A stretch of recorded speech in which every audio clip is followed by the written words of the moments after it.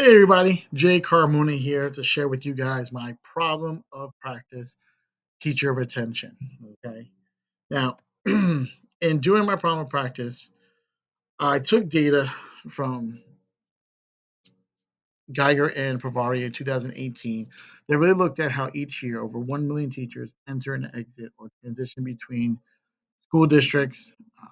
And this creates havoc for our students, our teachers, admin, our surrounding community, because at the end of the day, uh, in my 5 years working at Southern, I've seen a lot of teachers come and go.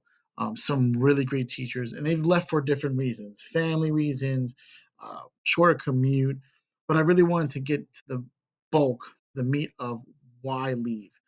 I've always personally felt, even if I've had to commute a certain amount of time, if I'm at a place where I'm supported, I'm appreciated, um, I'm going to want to stay. But in looking at data in terms of teachers and educators, there are three reasons why educators leave. And I wanted to see if that was truly true, if I can continue looking at that research and that data, or do I need to revise my thinking and go a different direction? So, with that being said, my original goal was to look at professional development, the workload, and the classroom conditions of teachers. Now, these were three things, along with salary, that research showed that were the deterrents, the factors as terms of why teachers were leaving the profession. And I wanted to collect data to see, okay, was this really true? And if it was, how can I infect and impact change? And the way I was going to look to do that were I was going to look to improve PDs, okay, talk with the building principal, talk with district. What PDs can we offer that is a success for teachers as well as get their feedback?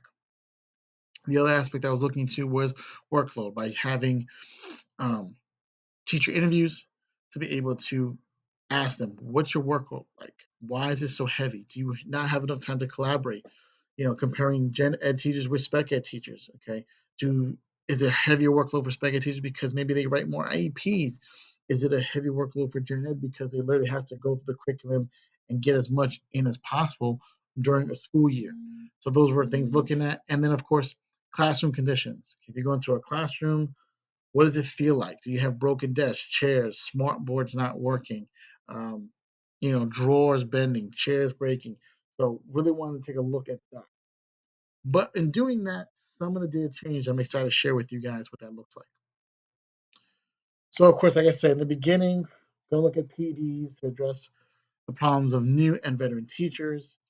Do some interviews with teachers, but from a time perspective, as well as just really trying to narrow down. I mean, the feedback I got from People District, from Peter, from Rich Bison was that this this problem, it was just too big. And it was something that it's going to take a long time to really narrow down. So I really had to kind of shrink my thought, revise my thinking, and attack it from a different angle.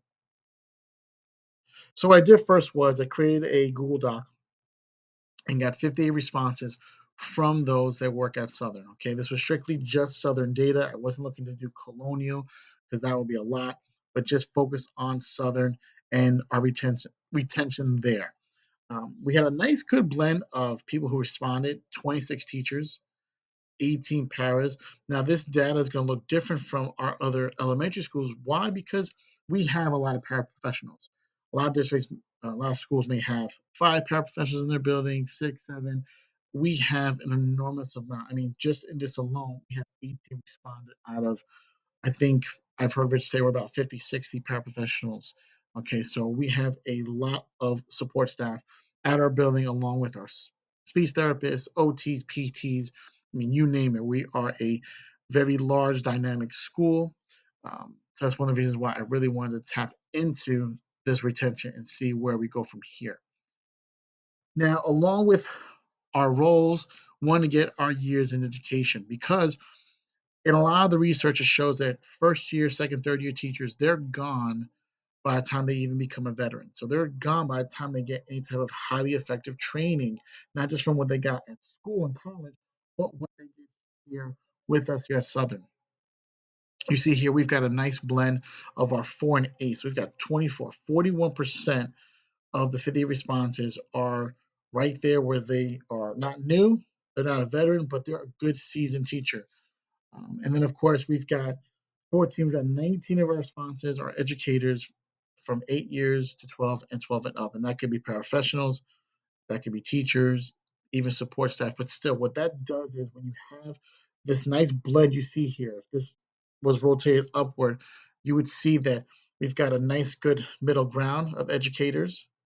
And then we've got a good mix of our veterans, which really plays well with our new educators, whether, like I said, professionals or teachers, that really should have a nice cohesive balance in our school that supports academic and student success. And that's really where the bulk of this student retention is going, is that once we look at the data, how does that impact student achievement? Because if we keep having teachers leave, then teachers, we have new students coming, we have new teachers coming, and that just creates a snowball because then you just don't have that seasoned. I mean, you think about food, okay? When the food is seasoned, it's going to be delicious. It's going to be great. When you have a food that's new, that's dry, doesn't have any flavor to it, you're not going to want to have it, okay? But that's just me and food, and I digress. Okay, so data. So I have right here the factors as to why people stay at Southern. So right out of the starting gate, we have relationships with coworkers, support from your leadership team, and then your personal relationship with students. Those were the three big time contributors to why people stay. Time invested, that's more of your salary, your benefits. So I'm not really going to look at that data, but the data I'm really going to look at is that support system. What does it look like for teachers? The relationship with students, coworkers as big factors. Um, we're looking at data here in terms of why people stay. Things like professional development, no. Workload doesn't really, contribute to why people stay. Classroom additions, no. But once again, those three things, those are I was looking at reasons as people leave, not so much stay. And the bulk of the data, though, like I said, relationship with coworkers, relationship with students, support team, those were our big contributing factors. The original contributing factors, very little, moderately to nothing at all. So teacher workload is not gonna, if they have a less workload, that's not gonna deter them from staying. If they have the dream team of professional developments, it's not gonna really do it. And at the end of the day, if they had a classroom that had smart technology everywhere, it's not gonna make a breakdown. But on the flip side, do those three things contribute to leaving? Does our data here support the data that other articles have shared in terms of why educators are leaving teaching? Okay, and does that impact their Southern? So we've already talked about before. Salary, not even going to bother looking at because we can't really change the salary. Would love to, but I've got to be at a totally different higher power in order to do that. Okay, but we have here the lack of leadership support. Classroom conditions, it's up there. It's got some weight to it. Okay, we also have workload. Okay, how much work are we having to put on ourselves in order to leave? So when it comes down to it, workload, classroom conditions, those two of the three factors do contribute to why educators leave, as well as leave here in Southern. Lack of leadership support. Now, this is going to be critical to look at because what does that look like in terms of lack of leadership support? Does that mean that our school leaders aren't getting to a teacher in time? When there's a crisis doesn't mean that there are not enough observations, feedbacks that are occurring, weekly, monthly. Um, what do our PLCs look like? Are we having PLCs that effectively talk about data that are supporting one another? Or at the end of the day, are we just having PLCs to kind of just have conversations and just chit chat and not really get to the meat and potatoes of what we need to do as educators? Okay. Once again, professional developments have nothing to do. They're great, they're awesome, but they have nothing to do why we stay or even why we leave. So what's next for us? Okay. Now, I really thought PDs were going to be one of those things that I was like, yes, I could dive into this. I could look at this. I could talk with um, admin. I could speak with district. Let's get some better PDs on the board. And looking at the data, it's just no. No, no, no, no, no. There's just nothing there. Okay. So we got to revise our thinking. So, what does that look like now? Well, we're going to revise our thinking to focus on inspiring, empowering students' academic success. So, the way we retain educators, that transpires to that academic success. Because if we keep having a revolving door and losing educator after educator, for example, that first grader who maybe has developed a great relationship with their first grade teacher, with their school counselor. Okay, they go into second grade, they're having a hard time. If that first grade teacher's gone, who could be a mentor or a hug partner, if that school counselor is gone, if that admin they saw every day or their parents got to know it, is gone, then what does that do? Okay, because when teachers leave schools, those relationships that they've had before, they are altered. It disrupts the formation and maintenance of staff, cohesiveness, and community. And it also may affect student achievement. We also saw data that co-worker relationships is big as to why people stay. If we have an influx of educators leaving, that support system starts to crumble. So if you're a teacher and let's say your two best friends leave, they go for a different opportunity for a different reason. You as an educator may feel alone. You may feel like I don't have that foundation, that support that I used to have, whether those were educators within your own team, third grade, fourth grade team. Maybe that was just a best friend that you could just vent to. Um, it greatly changes the dynamic and our success as educators and as students. Okay. So we got to look at leadership framework. We got to see how this is going to support driving our data as we move forward. And that is going to look at the talent development piece. Okay.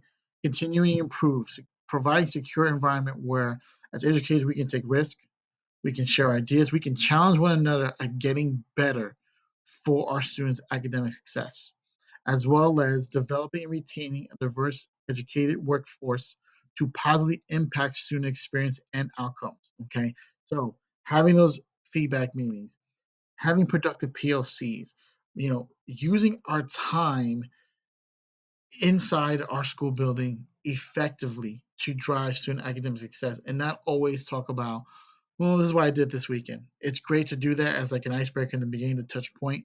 But as we move forward, we got to get to the meat and potatoes as to what we're going to do with our students and how we are going to create this environment that we feel that we're supported with one another as well as our students. And then it comes to our instructional leadership, okay? Exciting staff to provide the academic counseling or other supports from the district for our most vulnerable students, okay? We recently had some PDs on math on our CKLA. Some people have said, oh, I'm tired of math PDs, I'm tired of CKL PDs. That's great.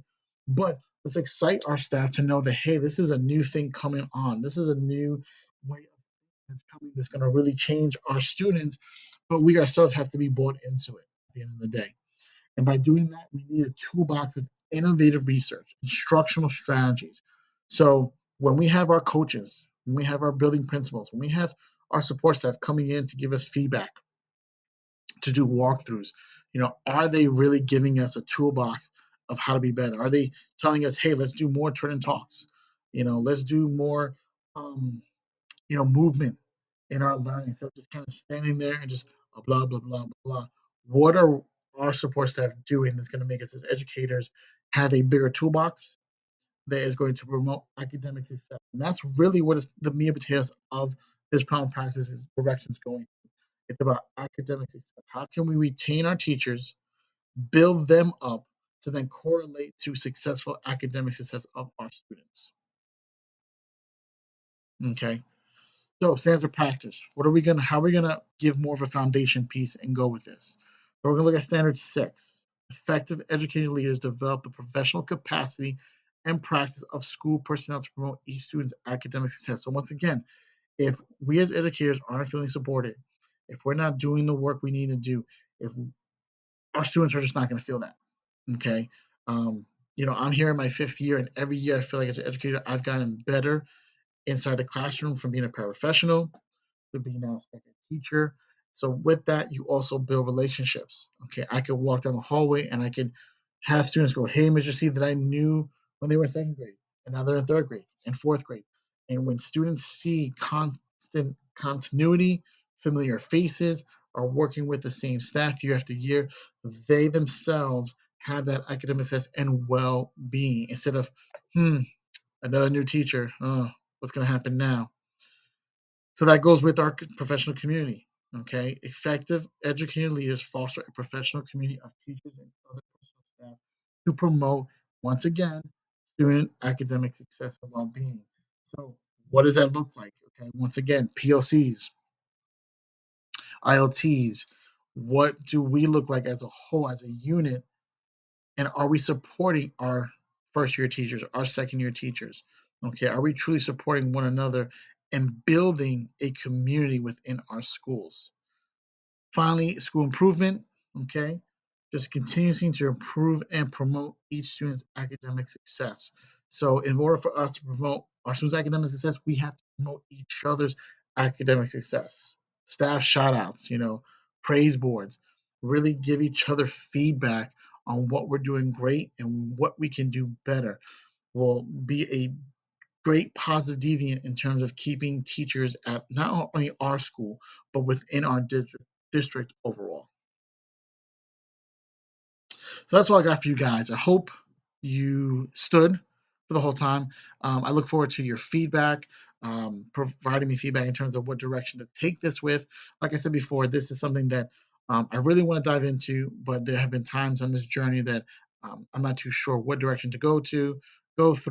But I feel like when it comes to student academic success and providing teachers with that academic support, perhaps that will be the driving force that we go forward with and not only retaining our teachers, but overall just creating a great work environment, not here at Southern, but for Colonial Nation.